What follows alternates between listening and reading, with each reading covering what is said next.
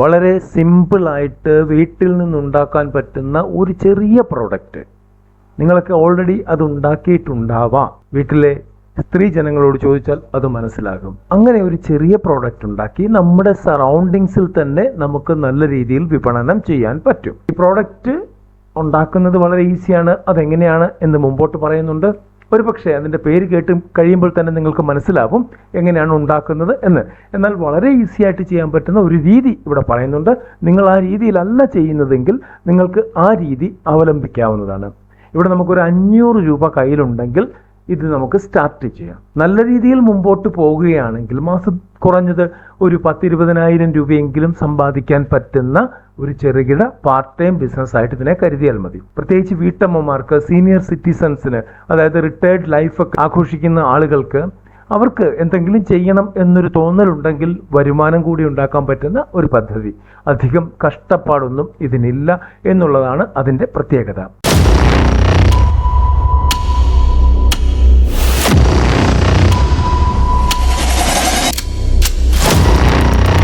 നമ്മൾ നമ്മളുടെ ചാനലിൽ ചെറുകിട ബിസിനസ്സുകളെ കുറിച്ചാണ് പറയുന്നത്. ഇന്നും വ്യത്യസ്തമല്ല.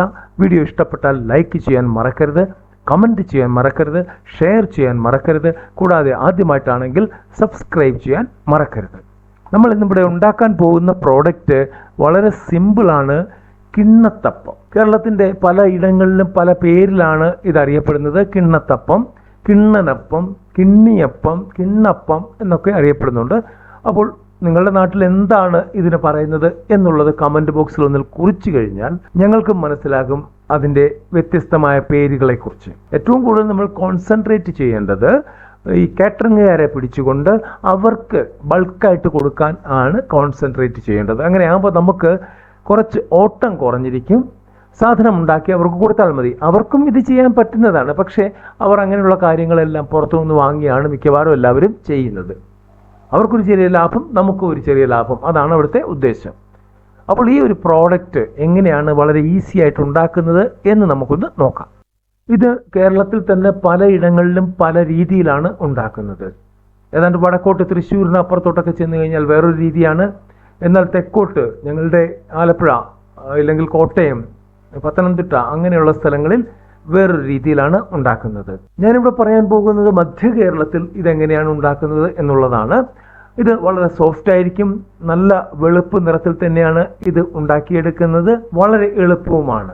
അരിപ്പൊടിയാണ് പ്രധാന താരം. ഈ അരിപ്പൊടിക്കകത്ത് തേങ്ങാപ്പാൽ ഒഴിച്ച് അല്പം പോലും തരിയില്ലാതെ നല്ല രീതിയിൽ കട്ടിയിൽ കലക്കിയെടുക്കുകയാണ് ചെയ്യുന്നത്. അങ്ങനെ കലക്കിയെടുക്കുമ്പോൾ അതിൻ്റെ കൂടെ ആവശ്യത്തിന് പഞ്ചസാര ചേർക്കണം.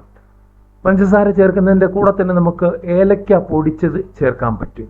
ഈ ഏലക്ക പൊടിച്ച് ചേർക്കുമ്പോൾ തന്നെ നിങ്ങൾക്ക് ഒരു ടേസ്റ്റിന്, ഒരു വ്യത്യാസത്തിന് വേണമെങ്കിൽ 1 ഗ്രാമ്പു അതിൻ്റെ കൂടെ പൊടിച്ച് ചേർക്കുക. എന്നിട്ട് ഇതെല്ലാം കൂടെ ഇളക്കി നമ്മൾ ഒരു സൈഡിലേക്ക് മാറ്റി വെക്കുക. ഒരു അരമുക്കാൽ മണിക്കൂർ, 1 മണിക്കൂർ അവിടെ അങ്ങനെ ഇരുന്നോട്ടെ. ആ ഇരുന്നതിന് ശേഷം ആവി കയറ്റി വേവിക്കാൻ പറ്റുന്ന പാത്രം നമ്മളുടെ വീട്ടിലുണ്ടെങ്കിൽ അതിനകത്തേക്ക് ഒരു തട്ടം വെച്ച് അതിലൊൽപ്പം എണ്ണമയമൊക്കെ പുരട്ടിയതിനു ശേഷം, ഇല്ലെങ്കിൽ ഒരു ബട്ടർ പേപ്പർ ഇട്ടതിന് ശേഷം ഈ മാവ് ഒഴിക്കുക. ഇത് ആവിയിൽ പുഴുങ്ങി എടുക്കുന്ന സാധനമാണ്. ഇതൊരു തരത്തിൽ. ഇനി വേറൊരു തരത്തിൽ കൂടെ ചെയ്യാൻ പറ്റും.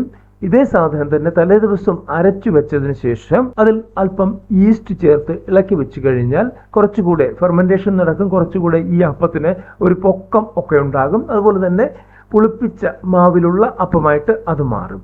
ഇതുണ്ടാക്കി എങ്ങനെ വേണമെങ്കിലും നിങ്ങൾക്ക് ഉണ്ടാക്കാം. ഉണ്ടാക്കിയതിന് ശേഷം ചൂടാറുമ്പോൾ ഇത് പാക്ക് ചെയ്ത് കൊടുക്കാൻ പറ്റും. ഇവിടെ വലിയ നിക്ഷേപങ്ങളുടെ ഒന്നും കാര്യമില്ല. ഓൾറെഡി വീട്ടിൽ നമ്മൾക്ക് പാത്രങ്ങൾ കാണും. ഇല്ലെങ്കിൽ അതിന് വേണ്ട പാത്രം നമ്മൾ മേടിക്കേണ്ടി വരും. അപ്പച്ചെമ്പ് പോലുള്ള പാത്രങ്ങൾ മേടിക്കേണ്ടി വരും. പിന്നെ ഒരു ചെറിയ സീലിംഗ് മെഷീൻ വേണം. പിന്നെ ഈ അരി അരച്ചെടുക്കുന്നത് വലിയൊരു വിഷയമാണ്. അതിന് ഒരു ചെറിയ ഗ്രൈൻഡർ ഉണ്ടെങ്കിൽ അതായിരിക്കും ഏറ്റവും ബെറ്റർ. ആദ്യത്തെ തവണയൊക്കെ നമുക്ക് നമ്മളുടെ മിക്സിയിലൊക്കെ അരച്ചു നോക്കാം. പക്ഷേ ഗ്രൈൻഡർ ഉണ്ടെങ്കിൽ അതായിരിക്കും നല്ലത്. ഇതെല്ലാം കൂടെ മേടിച്ചാൽ പോലും നമുക്കൊരു 10-15,000 രൂപയ്ക്കുള്ളിൽ നിർത്താൻ പറ്റും. നമ്മളുടെ ഇൻവെസ്റ്റ്മെന്റ് 500 രൂപ എന്ന് പറഞ്ഞത് ഇതൊന്നും മേടിക്കാതെയാണ്.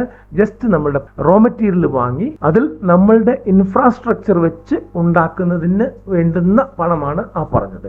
വിജയിക്കും എന്ന് നിങ്ങൾക്ക് തോന്നുന്ന പക്ഷം നിങ്ങൾക്ക് ഈ ഒരു 15,000 രൂപ 20,000 രൂപ മുടക്കി മറ്റുള്ള സാധനങ്ങൾ കൂടെ വാങ്ങിച്ച് നല്ല രീതിയിൽ ഇത് ഉണ്ടാക്കി വിൽക്കാൻ പറ്റുന്നതാണ്. ഇവിടെ നിങ്ങൾക്ക് ചെയ്യാൻ പറ്റുന്ന ഒരു എക്സ്ട്രാ ഓർഡിനറി ഐറ്റം എന്ന രീതിയിൽ ചെയ്യാൻ പറ്റുന്ന ഒരു കാര്യം കൂടെ ഉണ്ട്. ഈ കിണ്ണത്തപ്പം ഉണ്ടാക്കുമ്പോൾ ചില ഇടങ്ങളിൽ നമുക്ക് സോളിഡ് ആയിട്ട് തന്നെ കൊടുക്കാം, ഇല്ലെങ്കിൽ മുറിച്ച് പീസുകളാക്കിയാണ് കൊടുക്കേണ്ടത്. അപ്പോൾ അങ്ങനെ വരുമ്പോൾ ആ പീസുകൾ എത്ര മുറിക്കുന്നു അത്രയും പീസുകൾ വരുന്ന ഭാഗത്ത് ഓരോ ചെറി കൂടെ വെച്ച് കഴിഞ്ഞാൽ കുറച്ചുകൂടെ അടിപൊളിയാകും. ഓരോ പ്രോഡക്റ്റ് വെക്കുമ്പോഴും അതിന്റെ റേറ്റ് കൂടിക്കൊണ്ടിരിക്കും. അത് മറ്റൊരു കാര്യം. നല്ല രീതിയിൽ ലാഭം ഉണ്ടാക്കാൻ പറ്റുന്ന ഒരു ബിസിനസ് തന്നെയാണ് ഇത്. എന്നാൽ നോക്കിയും കണ്ടും ചെയ്യണം, മാർക്കറ്റ് സ്റ്റഡി ചെയ്യണം. ഇതിന് നല്ല രീതിയിലുള്ള പൊട്ടൻഷ്യൽ ഉണ്ടോ നിങ്ങളുടെ ഏരിയയിൽ, ആളുകൾക്ക് നിരന്തരം ആവശ്യമുള്ള പ്രോഡക്റ്റ് ആണോ, ആളുകൾ ചോദിക്കുന്ന പ്രോഡക്റ്റ് ആണോ, മാർക്കറ്റിൽ അത് ഐറ്റം കുറവാണോ, ഇതൊക്കെ കൃത്യമായിട്ട് പഠിച്ചതിന് ശേഷം നല്ല വൃത്തിയായിട്ട് ഭംഗിയായിട്ട് ഹൈജീനിക്കായിട്ട് ഉണ്ടാക്കി കൊടുത്താൽ ഈ പ്രോഡക്റ്റും നന്നായിട്ട് വിറ്റഴിഞ്ഞു പോകും.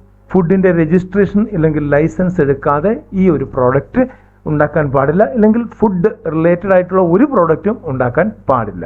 കൂടാതെ നമ്മളുടെ പഞ്ചായത്ത് അല്ലെങ്കിൽ മുനിസിപ്പാലിറ്റി പറയുന്ന മറ്റെന്തെങ്കിലും ലൈസൻസുകൾ ഉണ്ടെങ്കിൽ അതും ഒക്കെ എടുത്തതിന് ശേഷം മാത്രമേ ഇത്തരത്തിലുള്ള സംരംഭങ്ങൾ തുടങ്ങാൻ പാടുള്ളൂ. അടുത്ത ഒരു വീഡിയോയിൽ കാണുന്നവരെ നന്ദി, നമസ്കാരം.